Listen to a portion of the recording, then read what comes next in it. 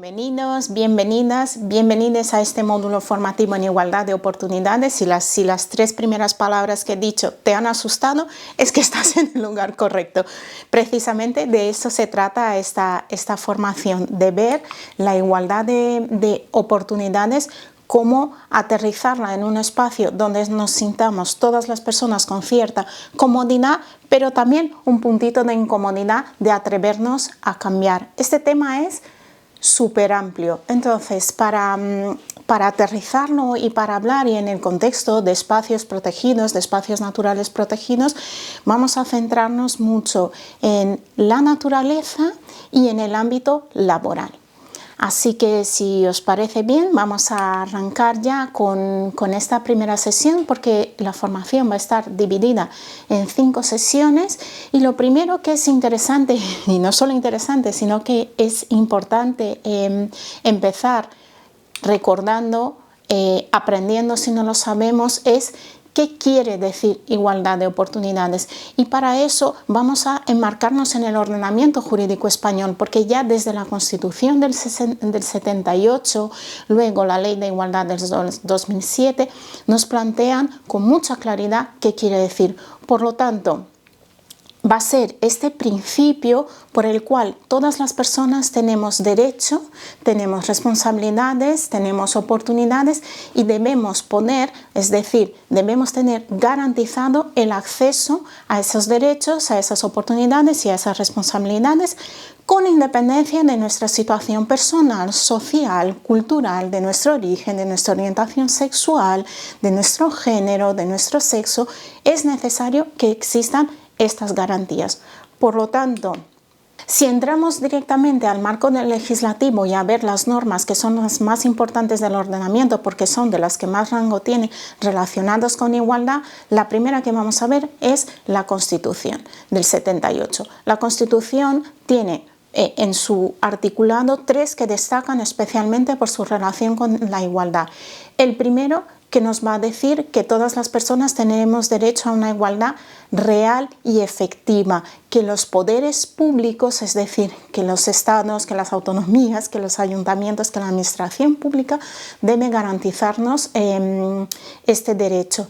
El segundo nos va a hablar de la dignidad de la persona y va a conectar la dignidad con los derechos. Por lo tanto, si la igualdad real y efectiva es un derecho, podemos llegar a entender que ese fundamento de orden político y de la paz social tiene que estar conectado, por lo tanto, también con la igualdad.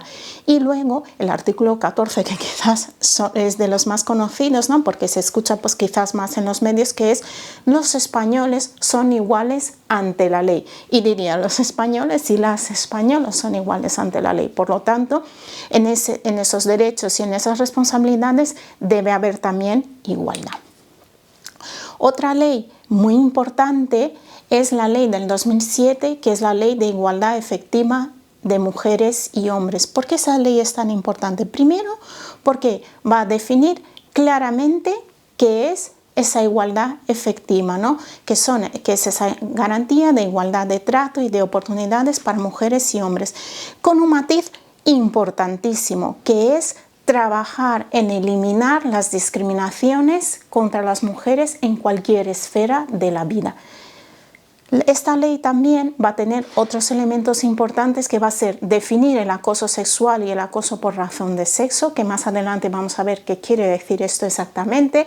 Vamos a tener medidas específicas para prevenir ese acoso sexual y el acoso por razón de sexo, que van a estar definidos y detallados en la ley. Y finalmente, y no menos importante, el artículo 46, que va a hablar del plan de igualdad, de ese conjunto de normas, de especificaciones, de acciones que deberán seguir las entidades, las empresas, para garantizar la igualdad, para eliminar esas barreras discriminatorias de la mujer.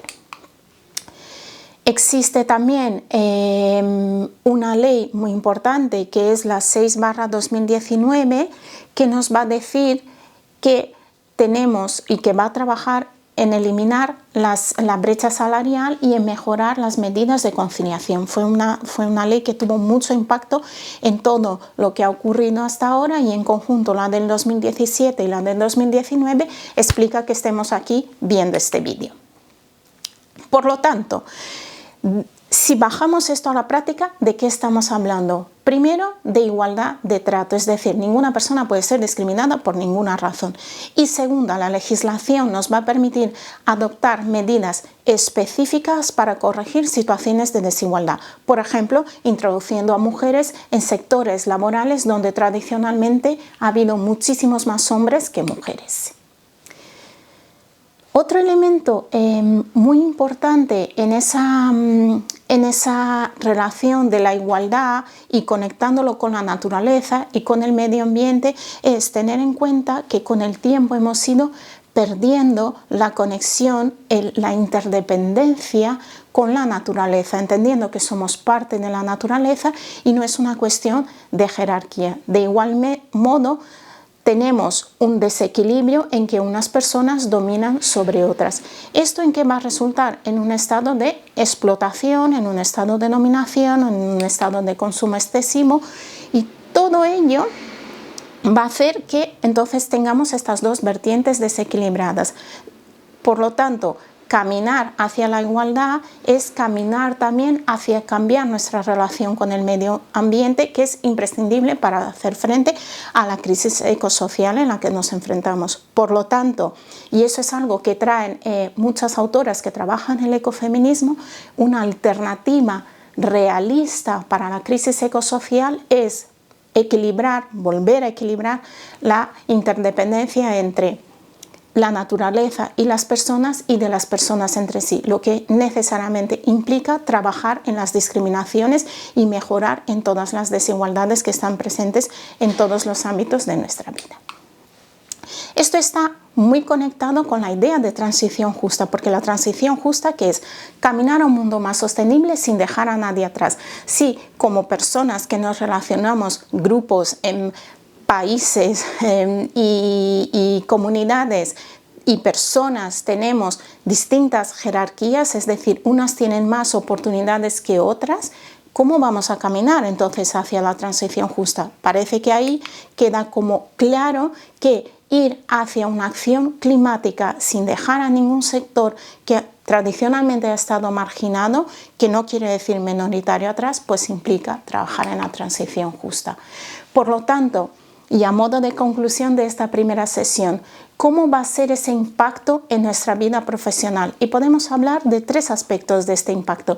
El primero, como personas que gestionan áreas naturales protegidas, tenemos la responsabilidad de garantizar que las políticas, que nuestras actuaciones, que lo que hacemos, cómo lo hacemos, sean inclusivas.